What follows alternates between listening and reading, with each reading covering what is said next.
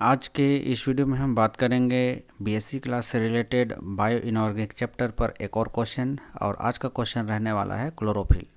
Chlorophyll से related किस प्रकार से क्वेश्चन आपसे पूछा जाता है, इसको डिस्कस करते हैं। हेलो दोस्तों, मेरा नाम है योगेश साहू। आपका मेरे यूट्यूब चैनल योगेश केमिस्ट्री में स्वागत है, वेलकम है। तो देखते हैं इसको, क्लोरोफिल क्या होता है, इस पर किस प्रकार से क्वेश्चन आपसे पूछा जाता है।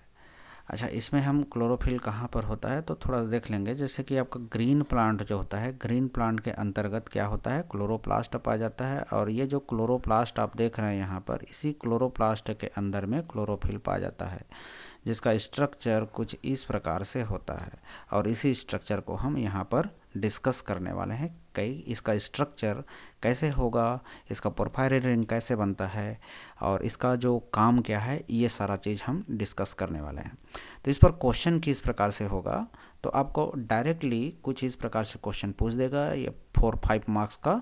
और इसमें बोल देगा कि क्लोरोफिल पर संक्षिप्त टिप्पणी लिखिए। ठीक है, शॉर्ट नोट्स ऑन क्लोरोफिल। तो हम इसको आंसर को कैसे जस्टिफाई करेंगे, 4-5 मार्क्स का, इसको कैसे लिखेंगे, चलिए देखते हैं। तो इसमें हम उत्तर का स्टार्टिंग, आंसर का स्टार्टिंग कैसे करेंगे। तो क्लोरोफिल का जो मेटेलोपोरफायरिन रिंग संरचना में एक पोरफायरिन ढांचा होता है। ठीक है, मेटेलोपोरफायरिन रिंग होता है इसमें। जैसे कि हम हीमोग्लोबिन मायोग्लोबिन में बात करते हैं, ठीक उसी प्रकार से क्लोरोफिल में भी एक पोरफायरिन रिंग होता है, जिसमें मेटल्स पाए जाते हैं। इसके जो बैकबोन है कहा जाए उसमें। अच्छा, जिसमें एक केंद्रीय मैग्नीशियम आयन Mg2+ होता है। और अगर इसके फैक्टर या जो घटक है उसके बारे में अगर बात करें तो कुछ इस प्रकार से हम इसको बता सकते हैं।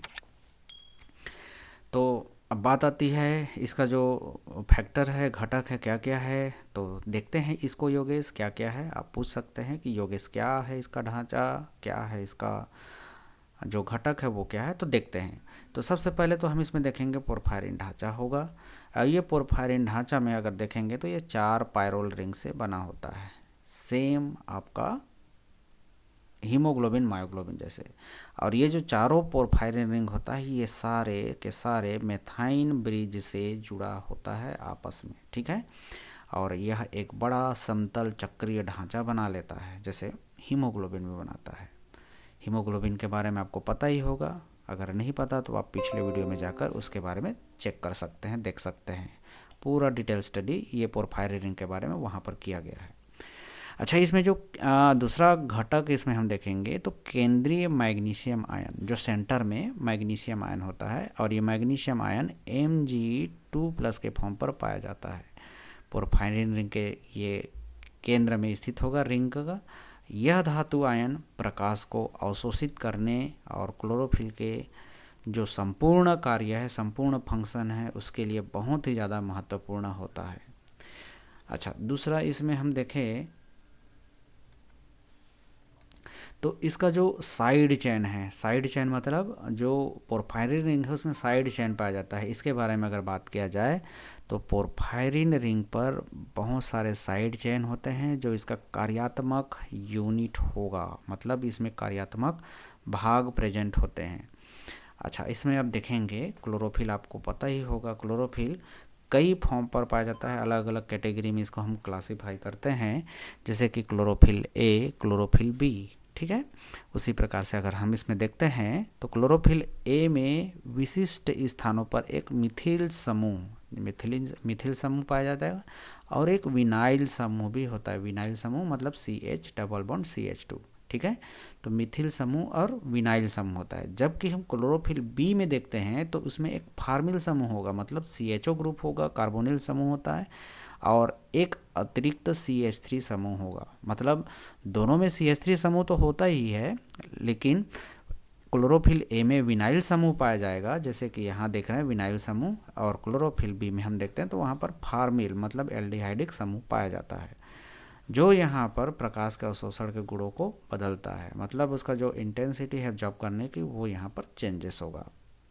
इसका जो चौथा घटक है हाइड्रोफोबिक फाइटोल्टेल, मतलब इसका पूंछ वाला भाग, जो कि हाइड्रोफोबिक होता है, मतलब जल के प्रति एब्जॉर्ब, जल से ये घुलता नहीं है, मतलब जल से दूर भागने वाला भाग। इसमें एक लंबी फाइटोल साइड चेन होता है, जो एक हाइड्रोफोबिक अल्कोहलिक भाग होता है, मतलब इसमें अल्कोहलिक रिंग होगा।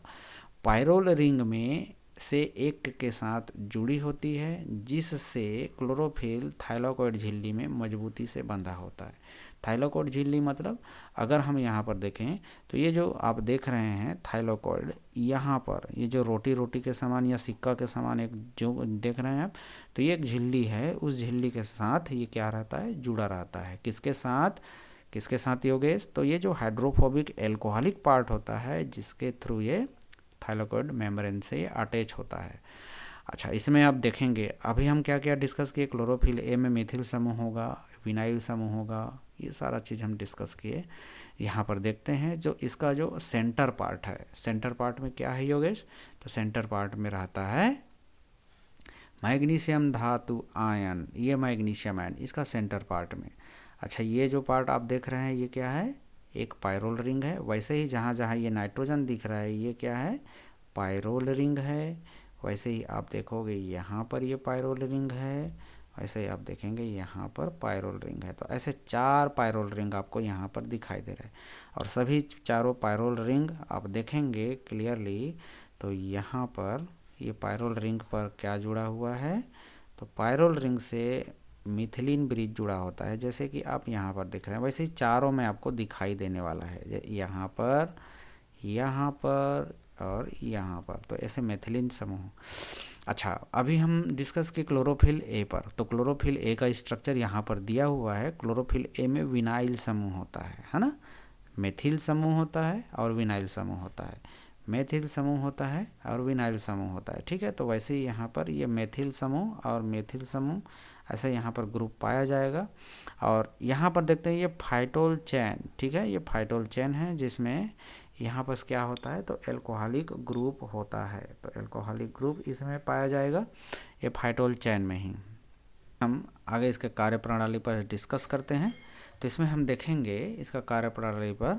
तो ये जो क्लोरोफिल होता है ये पौधों की पत्तियों में उपस्थित होता है, और ये क्लोरोफिल सूर्य के प्रकाश की उपस्थिति में वायुमंडलीय जो कार्बन डाइऑक्साइड होता है और पानी, जल की मात्रा या नमी बोल सकते हो, या तो ज़मीन से सीधा एब्जॉर्ब करता है या वायु की नमी को सीधा सीधा ये किस में चेंज करता है? कार्बोहाइड्रेट में चेंज कर देगा और ऑक्सीजन मुक्त करता है।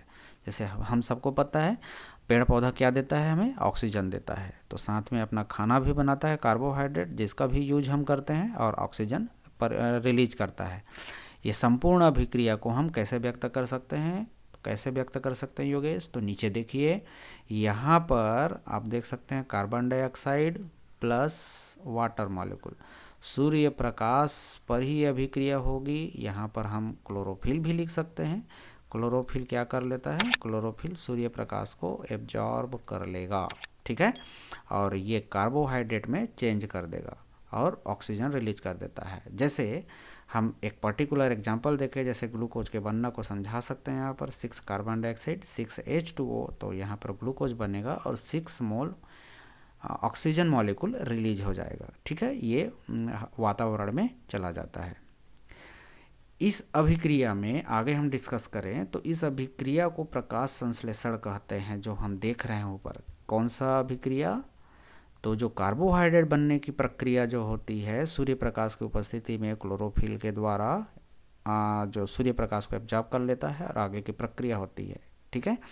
इस प्रकार पौधे में प्रकाश संश्लेषण की प्रक्रिया से कार्बोहाइड्रेट युक्त भोजन और श्वसन के लिए, मतलब श्वास लेने के लिए ऑक्सीजन पैदा हो जाता है। प्रकाश संश्लेषण की प्रक्रिया सिर्फ और सिर्फ हरे पत्ते वाले मैग्नीशियम युक्त पिगमेंट के फोटो रिसेप्टर के कारण से ही होता है, और यही क्या करता है? इसको स्टार्ट करता है। इस पिगमेंट का नाम होता है क्लोरोफिल, जिसके बारे में हम अभी डिस्कस कर रहे हैं। प्रकाश रासायनिक अभिक्रिया में 2 सेंटर पाए जाते हैं। जो फोटोकेमिकल रिएक्शन होता है क्लोरोफिल के अंदर में, उसमें 2 सेंटर होते हैं। एक पहला सेंटर होता है फोटोसिस्टम फर्स्ट, और दूसरा सिस्टम होता है फोटोसिस्टम 2। इसको हम PS1 और PS2 के नाम से हम इसको जानते हैं, ठीक है। इसमें से अगर जो फोटोसिस्टम फर्स्ट के बारे में बात की जाए, फोटोसिस्टम फर्स्ट के बारे में, तो इसका उपयोग एनएरोबिक बैक्टीरिया, मतलब जो ऑक्सीजन का यूज नहीं करते हैं उसको हम एनारोबिक बैक्टीरिया बोलते हैं, के द्वारा किया जाता है, जिसमें ऑक्सीजन के स्थान पर यहाँ पर ये H2S उत्पन्न करता है। ठीक है। और फोटोसिस्टम सेकंड में अगर बात किया जाए तो ये सभी हरे पौधे एवं एल्गी में ये पाया जाता है।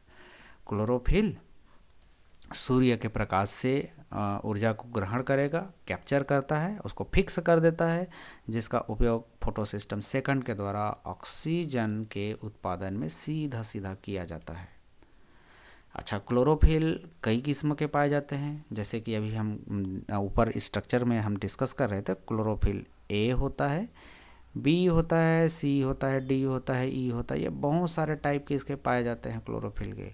क्लोरोफिल एवं बैक्टीरियो विरिडीन इसमें प्रमुख है ई के लिए। ठीक है। इन सभी क्लोरोफिल के अणुओं में से एक टेट्रापायरोल का ढांचा जरूर होगा। ठीक है। सभी में टेट्रापायरोल रिंग पाया ही जाता है, ये बैकबोन है इसका। यह एक वलय के रूप में होता है। कौन? जो ढांचा भी बोल रहे हैं, टेट्रापायरोल रिंग, जिसके बारे में हम भी डिस्कस किए। और सभी टाइप के क्लोरोफिल में मैग्नीशियम धातु ही यहाँ पर प्रेजेंट रहेगा। पोरफायरिन वलय के एक सिरे पर एल्कोहल, जिसको हम टेल के नाम से जाने थे, इस अणु की पूंछ बना लेती है क्लोरोफिल की।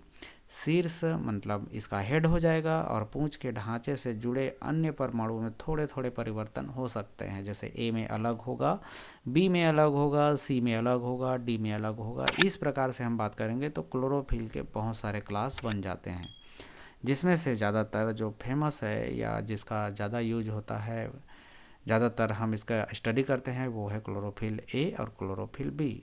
ऐसे ही पिगमेंट्स के एग्जाम्पल बनाते हैं। तो आई होप ये क्लोरोफिल से रिलेटेड टॉपिक आपको समझ में आया होगा। वीडियो अच्छा लगा होगा तो वीडियो को अपने दोस्तों के साथ शेयर कर दीजिएगा, और वीडियो को छोड़ने से पहले लाइक कर दीजिएगा। वीडियो में बने रहने के लिए धन्यवाद।